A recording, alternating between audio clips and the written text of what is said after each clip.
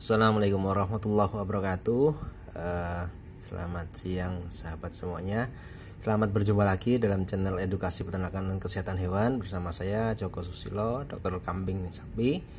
Sahabat, siang kali ini saya akan menyampaikan sesuatu tentang histopatologi koksidiosis pada unggas. Koksidiosis ini adalah feses yang campur darah yang banyak ditemukan di unggas-unggas kita ataupun di ternak ruminansia juga ada. Siang kali ini saya mau membahas tentang kasus yang ada di lapangan, sahabat ya, tentang koksidiosis pada unggas. Dalam mimbar Trobos Livestock yang ke-18 tanggal 16 Juni 2021 ada beberapa pembicara yang menyampaikan temuan-temuan di lapangannya terkait dengan penyakit unggas. Nah, itu ada beberapa penyakit viral, bakterial, parasit, jamur dan lainnya. Nah, sahabat, ternyata penyakit-penyakit parasiter koksidiosis menurut Dr. Endah Sulistiawati yang dari Agrinusa atau Vaksindo grupnya mereka ini menyampaikan bahwa koksidiosis juga mendapatkan tempat yang cukup tinggi, sahabat, hampir sama dengan Coryza, hampir sama dengan kasusnya yang ada di Gumboro seperti itu. Nah, tentunya menimbulkan kerugian yang cukup tinggi bagi peternak, sahabatnya. Kemudian di pembicara berikutnya ini adalah Dr. Lucia Evelyn dari Product Manager Medion menyampaikan bahwa koksidiosis ini mendapatkan tempat cukup tinggi, agak di depan sedikit setelah CRD kompleks, kolibasilosis dan koksidiosis, sahabat ya. Nah, ini koksidiosis ini jadi di peternakan ayam pedaging ini juga menjadi penyakit yang cukup serius, menduduki peringkat keempat menurut beliau. Kemudian kalau di ayam petelur ini koksidiosis menduduki urutan yang cukup ke tengah, tapi punya prevalensi yang cukup tinggi juga, sahabat. Nah, ini kejadian kasus tahun 2019 sampai 2001 seperti ini kondisinya, sahabat ya. Ini kenapa masih rendah? Karena materi ini disampaikan masih di pertengahan tahun, sahabat ya. Nah, secara umum siklus dari Eimeria pada unggas ini seperti ini, sahabat. Jadi Eimeria ini ketika dia sudah tersporulasi, kemudian ada di feses, mencemari lingkungan di kandang, kemudian dia termakan oleh unggas, itu masuk mengalami eksositasi, kemudian sporositnya akan keluar, lepas menjadi sporozoid. Sporozoid akan terbagi dua menjadi tropozoid dan sison.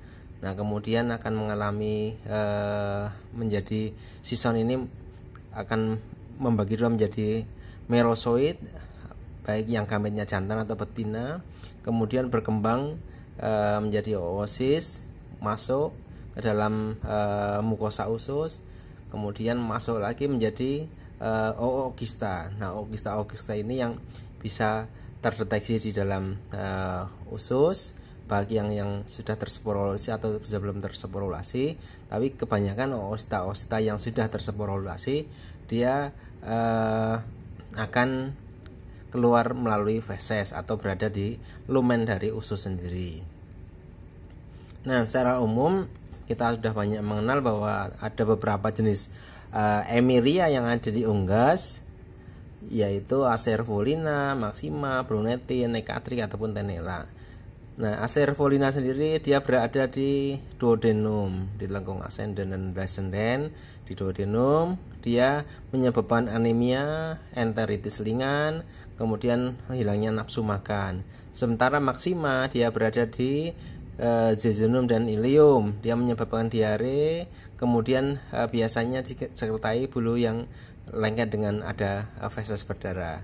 Kemudian Eimeria yang Brunetti ini dia ada di sekitar ileum, sekatonsil, kemudian dia menyebabkan enteritis yang parah, biasanya disertai dengan berak darah. Kemudian pada Emilia necratrix ini dia ada di sebagian duodenum, jejunum, kemudian ileum. Dia menyebabkan berak darah dan penurunan feed intake. Penurunan feed intake yang pasti akan berakibat terjadi penurunan produksi, entah itu produksi telur ataupun produksi daging. Kemudian yang terakhir adalah jenis Emilia tenella yang banyak kita kenal. Dia berada di cecum ya sahabat ya. Dia menyebabkan penurunan feed intake juga. Ini yang Acerfolina dan Maxima dia menyebabkan rasa kesakitan yang tinggi tapi mortalitasnya rendah. Sementara pada Brunetti, necratrix dan tenella dia menyebabkan angka kesakitan yang tinggi dan kematian yang tinggi sehingga sangat merugikan sahabat. Nah, ini contoh kasus yang ada di lab kami. Kita ada 1 ekor ayam kampung yang pada saat itu kita ambil dan kasusnya cukup banyak. Kami menerima beberapa sampel dari unggas yang didiagnosa mengalami koksidosis. Nah, kita buka kemudian kita lakukan nekropsi, ternyata di proventriculusnya juga terlihat perdarahan yang mungkin ini bisa suspeknya ke AI atau ND, tapi ketika kita lanjutkan dengan pengujiannya ternyata koksidiosis sahabat. Kemudian ada perdarahan bercak darah yang ada di sekitar dada, kemudian ada di sekitar sayap seperti itu. Nah, kemudian juga terjadi hemoragi di bagian jantung, di perikardiumnya, kemudian di hatinya juga terlihat pucat seperti ini sahabat. Kemudian air saknya jernih, tidak terlalu terlihat. Nah, kemudian kita lihat sahabat, ini ususnya volumenya menjadi lebih besar dan terlihat bercak-bercak seperti ini. Dilihat dari luar atau dari serosanya pun terlihat sudah hemoragi seperti ini. Kemudian kalau kita lihat sekilas juga di limfanya terlihat hemoragi selain tadi di jantung sahabat ya. Nah, kemudian kita buka ususnya dari duodenum sampai ke jejunum, ileum, cecum, kemudian kita buka semuanya di lapisan di lumen ususnya. Ini kita lihat fesesnya bentuknya seperti ini. Kemudian kita lihat ke dalamnya di bagian mukosa dari usus sendiri terlihat hemoragi. Kemudian kita buka lagi, ternyata di lebih dalam lagi kita bisa lihat feses yang campur darah. Ini menciri sekali pada Emilia sahabat ya, ada koksidiosis.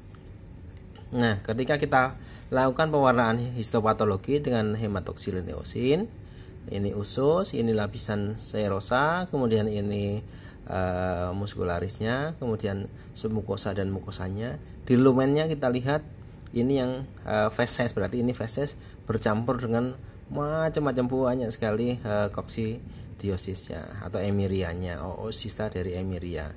Kemudian kita lihat seperti ini, banyak sekali dengan perbesaran yang lebih kuat, 100 kali.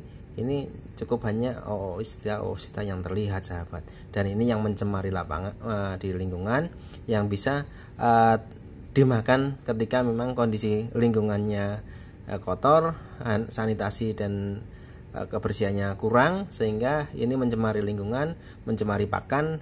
Ketika dimakan lagi atau dikonsumsi oleh unggas yang lainnya akan menyebabkan penularan koksidiosis sahabat. Nah, ini cantik sekali sahabat ya. Kalau koksidiosis kita lihat dari oocysta, kita akan melihat gambaran yang cantik seperti ini.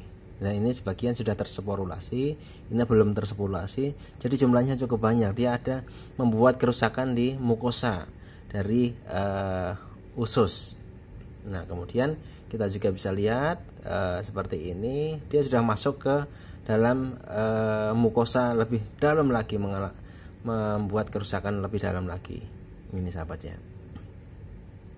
Nah, biasanya koksidiosis atau emiria ini bersahabat juga dengan necrotic enteritis yang disebabkan oleh Clostridium perfringens, di mana Clostridium perfringens ini menghasilkan toksin ya sahabat. Toksinnya ini yang lebih banyak menyebabkan angka kematiannya. Sebenarnya kalau koksidiosisnya juga banyak menyebabkan nekrosa yang berlebihan pada usus, ini akan menyebabkan juga inteknya turun, sehingga ayam lama-lama inteknya turun, daya tahannya tubuh melemah, kemudian akan mengalami kematian.